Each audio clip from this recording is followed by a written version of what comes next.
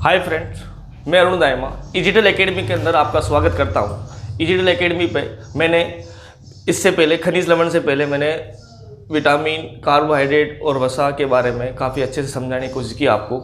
आज शुरुआत करते हैं अपन खनिज लवण मिनरल वाटर। मिनरल वाटर के अंदर हम बात करेंगे, ये भी शरीर का मुख्य पोषक तत्व होता है। इस पोषक तत्व शरीर के जो पार्ट है इसको अपन बारी बारी से पढ़ेंगे। मैं इसको 3 टॉपिक से आपको समझाऊंगा। एक तो सामान्य गुण और इसके कार्य, और तीसरा जो होगा इंडेक्स के माध्यम से वो अपन पढ़ेंगे कि इसका मुख्य खनिज लवण, इसके रोग और कार्य किस माध्यम से कार्य होते हैं और रोग पहुंचता है। चलो शुरुआत करते हैं खनिज लवण।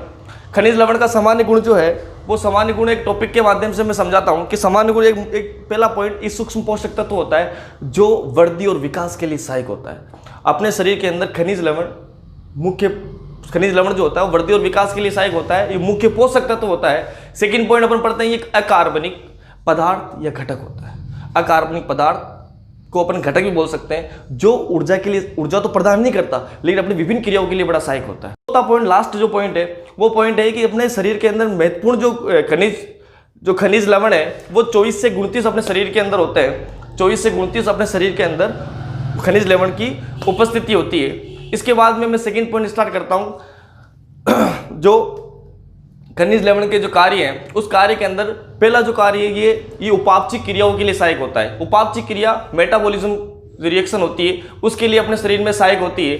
मेटाबॉलिज्म रिएक्शन कहते हैं कि इसके माध्यम से ये शरीर का कंट्रोल करता है, ये नियंत्रण करता है। नियंत्रण किसका करता है? जो आपको स्क्रीन के ऊपर दिख रहा होगा, नियंत्रण जो करता है वो श्वसन दर या हृदय की जो धड़कन होती है उसको वो कंट्रोल करता है, उसे नियंत्रण करता है, जिससे शरीर के अंदर कोई ऐसी घटना ना हो अपने शरीर को बड़ा डैमेज पहुंचे।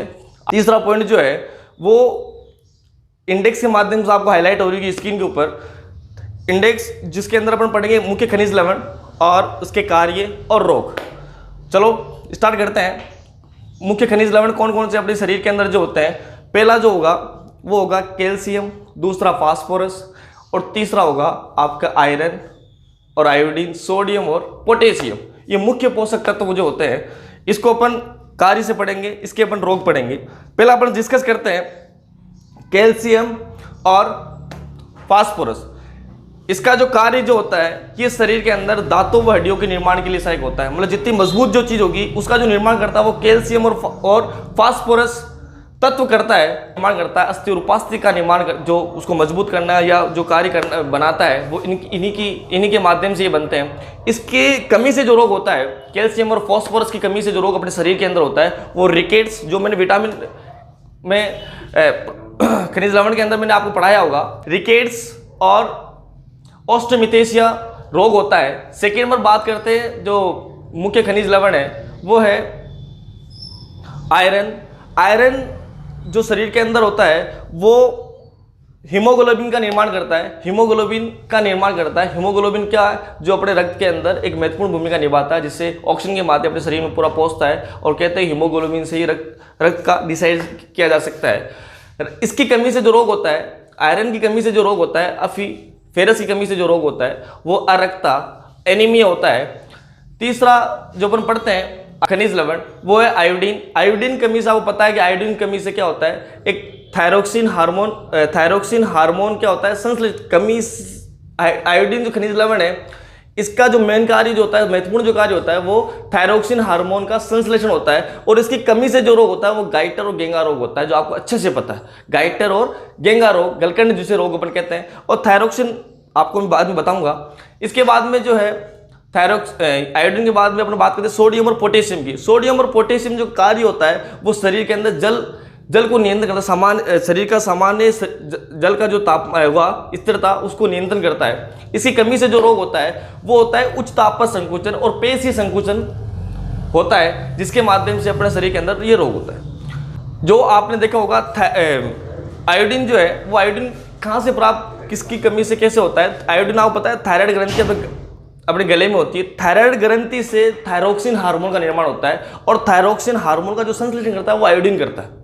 आज अपने डिस्कस किया था खनिज लवण के बारे में। खनिज लवण के मुख्य कार्य जो सामान्य गुण थे उसके बारे में अपन डिस्कस किया। उसके बाद में अपन ने कार्य का डिस्कस किया, जो खनिज लवण के जो कार्य थे वो किसकी उपापचय क्रिया के लिए सहायक होता है। इसके थर्ड जो पॉइंट था वो अपने इंडेक्स के माध्यम से समझाने की आपको मैंने कोशिश की। उसमें मैंने मुख्य खनिज लवण और जो कार्य है और उसकी कमी से होने वाले रोगों को मैंने आपको अच्छे से समझाया। आपको पता है ये चीज़ें खनिज लवण अपने शरीर के अंदर बड़ी आवश्यक है, इसको आपको किसी न किसी माध्यम से आप शरीर में पहुँचती है। जल का जो कार्य है वो शरीर का ताप को नियंत्रण करता है, मतलब बॉडी के टेम्परेचर को मेंटेन करता है। सेकंड, अगर शरीर के अंदर जल अनावश्यक रूप से है तो पसीने के माध्यम से वो बाहर निकल जाता है, पसीने के माध्यम से वो उत्सर्जन होता है जल का। एक इंपॉर्टेंट जो पॉइंट है, एडीएस हार्मोन किडनी के ऊपर एडिनल ग्रंथि द्वारा, एडीएस जो हार्मोन होता है वो कहाँ होता है, वो किडनी के ऊपर एक एडिनल ग्रंथि होती है, उसके द्वारा जल का अवशोषण होता है, पूर्ण अवशोषण होता है, जो अपने बॉडी को नियंत्रण करती है, अपने जल की मात्रा को व्यवस्थित तरीके से शरीर में रखती है। और लास्ट आपसे मैं यही कहूँगा, कम से कम पूरे दिन के अंदर 5 लीटर पानी का सेवन आप करें। इससे आप और स्वस्थ रहेंगे, सुरक्षित रहेंगे।